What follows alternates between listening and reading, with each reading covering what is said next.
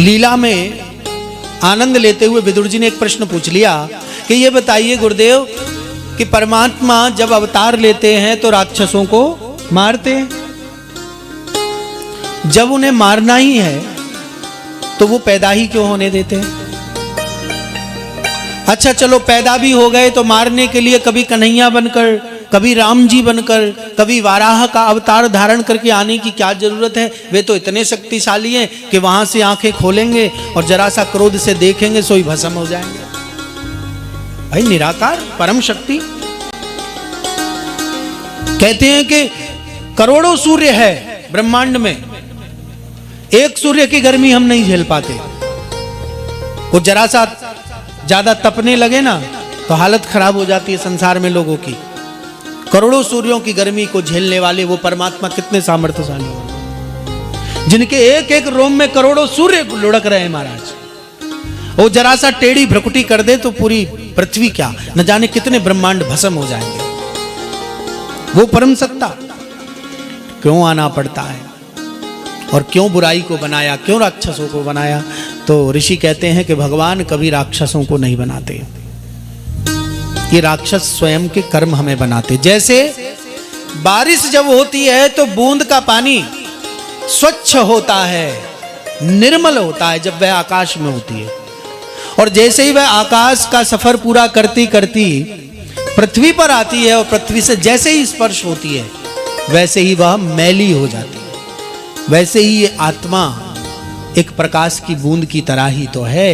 ये आत्मा उस परम प्रकाश से अलग होकर जब आती है तो प्योर होती है, इसमें कोई दाग नहीं होता, परंतु जैसे ही धरती पर आते हैं तो माया मैला कर देती है। हम इस मैलेपन से के कारण ही व्यक्ति की बुद्धि विकृत होती है और वो राक्षस बन जाता है, राक्षसों जैसे कर्म करता है। बोले महाराज ऐसे नहीं काम चलेगा, कथा सुनाओ, कौन बना ऐसे? तो मैत्रेय जी ने कहा सुनिए ध्यान से। एतौ तौ पार्षदो मह्यम, मालकोश लगा लेना। भगवान के दो पार्षद थे, एक का नाम था जय और दूसरे का विजय। अब सोचिए ये बिल्कुल निर्मल हैं अब इस समय, प्योर, कोई गंदगी नहीं, कोई विकार नहीं है इनके मन में, क्योंकि प्रभु का सानिध्य है। पर ये बिगड़े कैसे कि एक बार ब्रह्मा जी के मानस पुत्र हैं चार, सनक सनंदन सनातन सनत कुमार, प्रभु के दर्शन की इच्छा को लेकर वैकुंठ में पधारे और द्वार पार खड़े हैं जय और विजय। जय विजय ने रोक लिया, महात्मा जी कहां? महात्मा बोले भैया भगवान के दर्शन करने, प्रभु के दर्शन करने, जाने दो। जय विजय जाने नहीं देते, हमारे प्रभु अभी आराम कर रहे हैं, विश्राम कर रहे हैं, अभी नहीं जाने देंगे, थोड़ा आप प्रतीक्षा कर लें। अब इधर संतों ने भी प्रतीक्षा नहीं करने का विचार किया, उन्होंने भी कोई प्रतीक्षा नहीं करनी चाहिए, तो क्रोध आ गया। अच्छा वैकुंठ के द्वारपाल हो इस बात का घमंड है? वैकुंठ के द्वारपाल, तो जाओ, हम तुम्हें 3 जन्म तक मृत्युलोक में जाने का श्राप देते हैं, राक्षस की योनि में, राक्षसी शरीर में, क्योंकि ये जो व्यवहार तुम कर रहे हो वैकुंठ के लोगों का व्यवहार नहीं है, एक संत का अपमान कर रहे हो।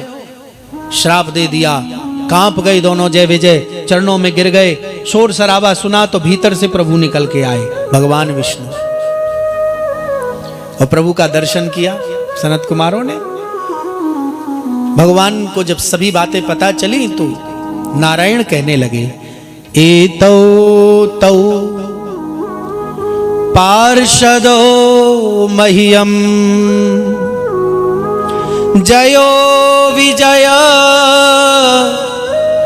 एव च